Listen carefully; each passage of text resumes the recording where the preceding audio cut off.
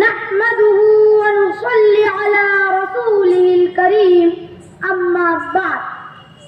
زبان جب بھی ثنائے رسول کرتی ہے سخن کی داد خدا سے وصول کرتی ہے. صدر علی قدر، اصحاب نقد و نظر اور سامعین سخن پرور، آپ نے دیکھا ہے آج کی سیاست میں کہ ہٹلر نے بیشتر ملکوں کو اس لیے فتح کر لیا کہ اس کے پاس بہت بڑی فوج تھی. چنگیز خان دنیا کا بڑا فاتح اس لیے بنا کہ اس کے ساتھ بڑے جنگجو سپاہی بڑی تعداد میں تھے. امریکہ عراق اور افغانستان کا فاتح اپنی بڑی تعداد کی وجہ سے بنا.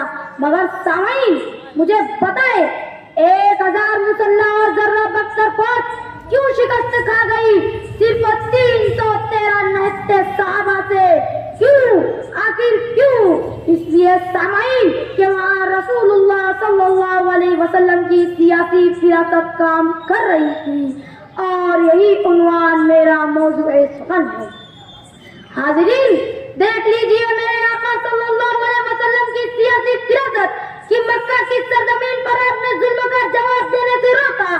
بلال رضی اللہ تعالیٰ عنہ جلتی ریت پر تاپتے رہے.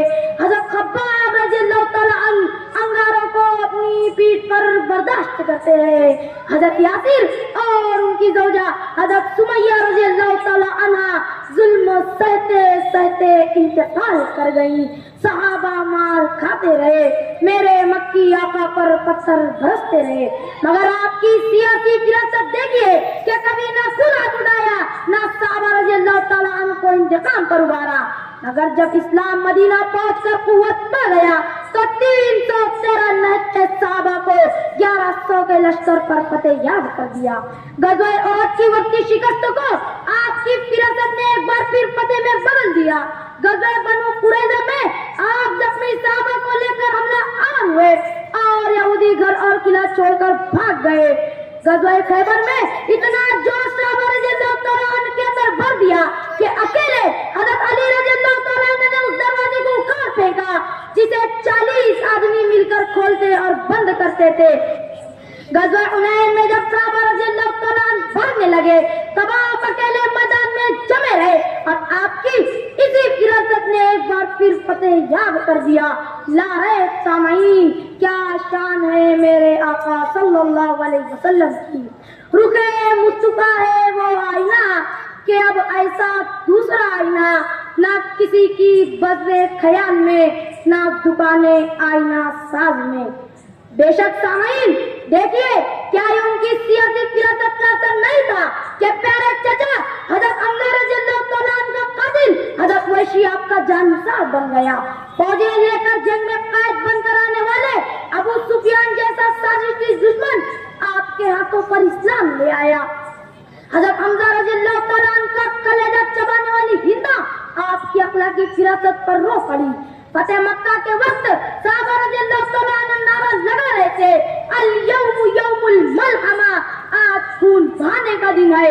مگر آپ کی سیاسی فراست دیکھیے الیوم یوم المرحمہ، آج رحم کھانے کا دن ہے. اور یہ فرما کر صرف مکہ مکرمہ کی سرزمین ہی نہیں بلکہ وہاں کے باشندوں کے دلوں پر بھی قبضہ فرما لیا.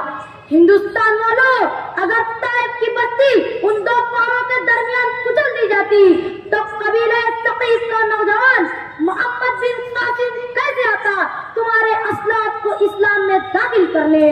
ان کی سیاسی فراست پر دل کے نہاد خانوں سے آواز آتی ہے کہ سلام اس پر کے اسرار محبت جس نے سمجھائے، سلام اس پر کے جس نے زخم کھا کر پھول برسائے. حاضرین تاجدار نبوت صلی اللہ علیہ وسلم نے وہ سیاسی تربیت دی تھی کہ 3 بر اعظموں پر اسلامی حکومت کا پرچم لہرا رہا تھا جس کا رقبہ 22 لاکھ مربع میل تھا. ان کی سیاسی فراست کا استفادہ تھا کہ حضرت عمر بن عبدالعزیز کے دور میں سب زکات کے دینے والے تھے، زکات کا لینے والا ایک فرد بھی نہیں تھا. ان کی سیاسی فراست نے دلوں میں محبت کے بیچ کی وہ آبیاری کی تھی کہ آج ہر ایک مسلمان کہتا ہے جو جان چاہو تو جان دے دیں، جو مال چاہو تو مال دے دیں، مگر یہ ہم سے نہ ہو سکے گا، نبی کا جاہ و جلال دے دیں. आओ आज के सियासी बाजीगरों, सियासत मस्जिदें गिरा कर नहीं, दिलों पर अखलाक के फूल निछावर करके की जाती है। मॉब लिंचिंग और लाजिहाद के झूठे नारों से नहीं, समाज में मोहब्बत और प्रेम के गुलों को महका कर की जाती है। मोहम्मद बिन कासिम के सिंध से वापस अपने वतन जाने पर पूरा इलाका क्यों रो रहा था? इसलिए कि उस सिपह सालार ने हिंदुस्तान में सियासत रसूल अकरम सल्लल्लाहु अलैहि वसल्लम पर अमल किया था। बस हाज़रीन, जुबान की बज़्म में गुलबारियों से क्या हासिल, अमल की राह में गर्दो गुबार पैदा कर। शुक्रिया खुदा।